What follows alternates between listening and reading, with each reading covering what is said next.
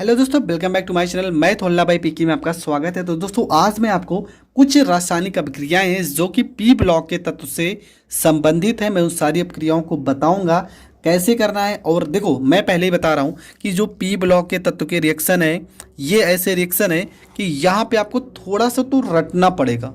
मतलब ऐसे रिएक्शन होते हैं कि थोड़ा बहुत तो टफ होंगे, तो आप प्रैक्टिस के सहारे इन सारे रिएक्शन को तैयार कर सकते हो। जैसा कि पहला ही प्रश्न है, पहला प्रश्न में क्या लिखा है कि अमोनिया अमोनिया से, ठीक है, NH3 से हमें क्या बनाना है, हमें बनाना है नाइट्रोजन। ठीक है, सीधा सा प्रश्न है। ऐसे ही प्रश्न रहेगा कि अमोनिया से नाइट्रोजन आप कैसे बनाओगे, तो इसको सॉल्व करेंगे। सबसे पहले यहाँ पे कॉपर ऑक्साइड CuO को लेते हैं और प्लस में इसकी क्रिया कराएंगे NH3 के साथ, NH3 के साथ कराएंगे। अब देखो, बनाना हमें नाइट्रोजन है और नाइट्रोजन में यन कितने हैं, दो, तो यहाँ पे यन कितना, एक, तो पहला काम तो दो से करेंगे गुणा, दो से हो गया गुणा, तो ये आपका हो गया N2 हो गया। क्या हो गया, N2 हो गया। नाइट्रोजन तो बन गया, पहले तो इसको आपको बना लेना है।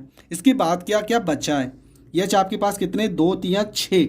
अगर छः एच हैं तो ऑक्सीजन कितने होने चाहिए, तीन तो होने चाहिए। तो यहाँ पे तीन से करेंगे गुणा, तो क्या बन गया 3H2O, ये आपका अलग हो गया।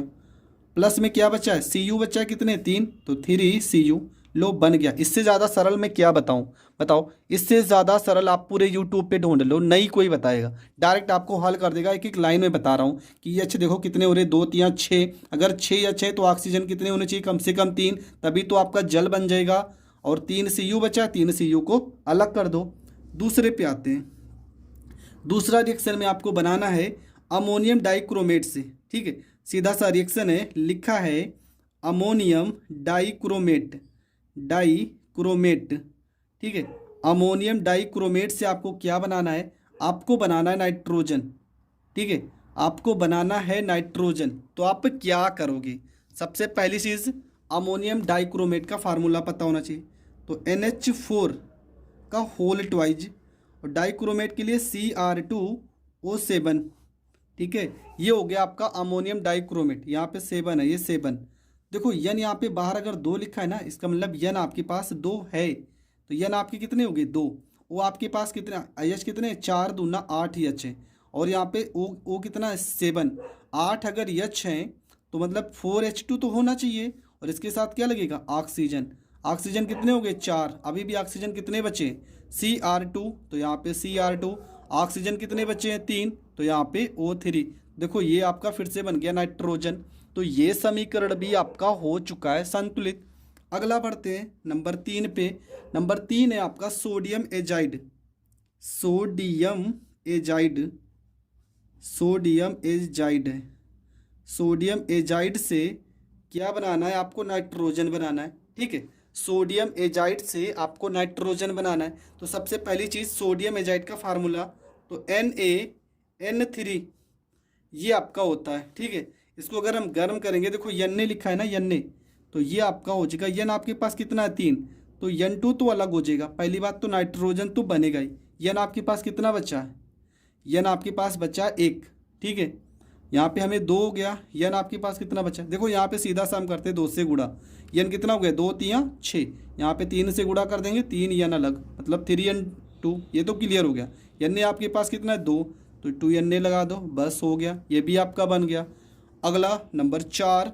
नंबर 4 है आपका सल्फर से सल्फ्यूरिक अम्ल।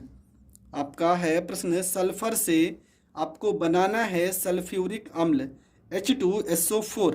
तो कैसे बनेगा, एकदम सिंपल है। एक एक लाइन में आपको बता रहा हूँ, आपको करना है बस।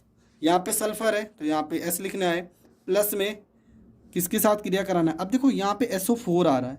SO4 कब आएगा, पहली बात तो जल तो लेना ही पड़ेगा। SO4 के लाने के लिए हमें H का ज़रूरत तो पड़ेगा। और प्लस में अगर हम ओजोन की क्रिया लेते हैं, ओजोन। अब देखो होगा क्या, H आपके पास दो, H आपके पास दो, यस, तो यहाँ पे यस। ओ आपके पास कितने होने चाहिए, चार, तो यहाँ पे चार। समीकरण को संतुलित करते हैं, यस अकेला है तो अकेला है, यस यहाँ पे दो है तो दो है। ओ आपके पास कितने होने चाहिए, चार, तो यहाँ पे तो तीन है, तीन और एक चार, हो तो गया। देखो संतुलित हो गया, एकदम सिंपल सा। देखो यस यहाँ पे आपका अकेला है, यच आपके पास दो है तो यहाँ पे दो हो गए। वो यहाँ पे तीन और एक चार, तीन और एक चार हो गया। आपका क्या बन गया, सल्फ्यूरिक अम्ल बन गया। ठीक है, समीकरण संतुलित है। देखो यच आपके पास 2, तो यहाँ पर भी 2, यस यहाँ पे एक, यहाँ पे एक, वो आपके पास 3, यहाँ पे एक, यहाँ पे 4 हो गया। तो ये आपका सल्फ्यूरिक अम्ल बन गया। अगला रिएक्शन नंबर 5, क्या बनाना है आपको? आयोडीन से आयोडिक अम्ल बनाना है। आयोडीन से आपको क्या बनाना है? आयोडीन से आपको बनाना है आयोडिक अम्ल। आयोडिक अम्ल। अब आयोडिक अम्ल का आपको अणु सूत्र पता होना चाहिए, क्या होता है? HiO3 होता है।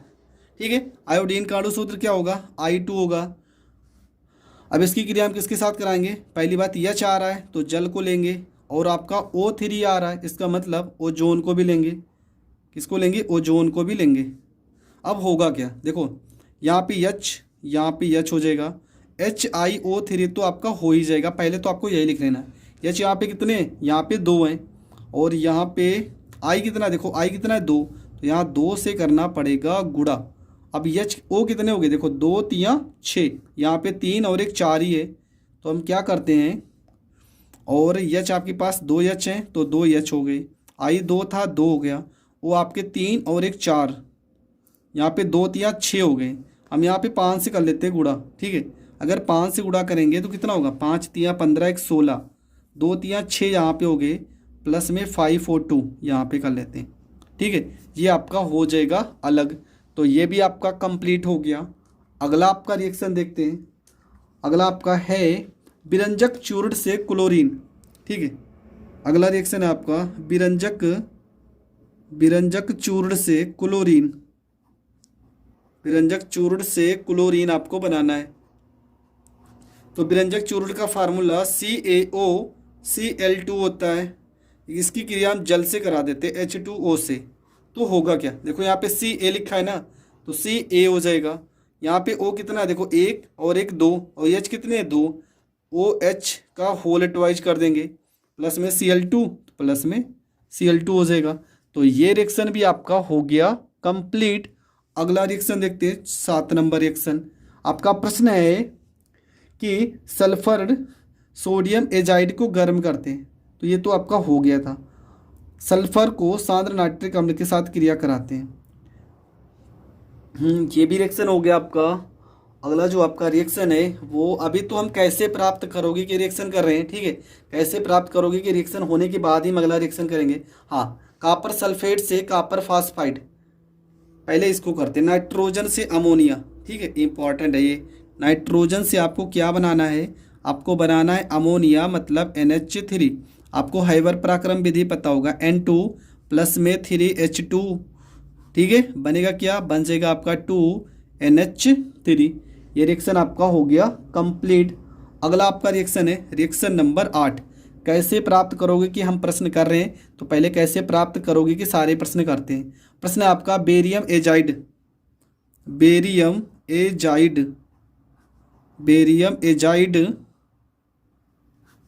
से बेरियम बनाना है। बेरियम एजाइड से आपको क्या बनाना है? आपको बनाना है बेरियम। तो होगा क्या? तो बेरियम एजाइड का अणु सूत्र क्या होगा? ये आपका होता है Ba, और यहाँ पे हो जाएगा N3 का होल ट्वाइज। बनेगा क्या? देखो Ba अलग है ना, तो Ba तो हो जाएगा अलग, प्लस में 2Na, मतलब यहाँ पे 3N2 बन जाएगा। ठीक है, नाइट्रोजन अलग हो गया। तो ये रिएक्शन भी आपका हो गया कंप्लीट। 9 नंबर रिएक्शन देखते हैं क्या लिखा है। तो रिएक्शन में आपका लिखा है, बनाना है आपको अमोनिया से नाइट्रिक अम्ल। क्या बनाना है? अमोनिया से NH3 से हमें क्या बनाना है? HNO3। ठीक है, तो ये आपका क्या है? ये ओस्टवाल्ड विधि है। ये आपका विधि कौन सी है? ओस्टवाल्ड विधि।